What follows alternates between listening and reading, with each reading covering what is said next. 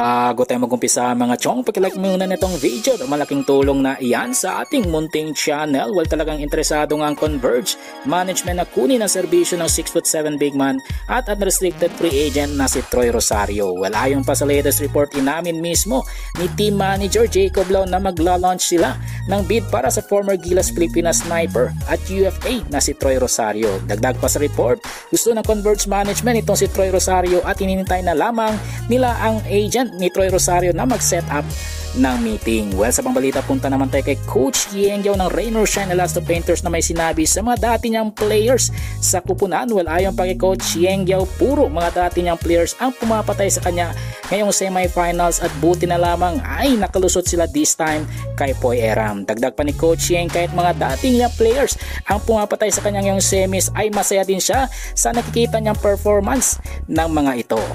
Ang uli sa timbalita mga chong, patungkol naman sa centric forward na Magnolia Chicken Templados, walang iba kundi si Calvin The Beast Abueva na hanggang ngayon ay pinupursige pa rin ng Converge Fiber Xers. Well, ayon pa sa mga insiders, may kumakausap pa rin dito kay Calvin Abueva patungkol sa posibilidad na maglaro para sa Converge Fiber Xers. Pero ang tanging tanong na lamang ay kung handa ba ang Magnolia na pakawalan ang nasabing eccentric forward. Well mga chong, hanggang dito na lang ang ating balitang PBA at syempre huwag kalimutan mag-subscribe at i-like itong video bilang pagsuporta. So this is Channel B once again. I'm out.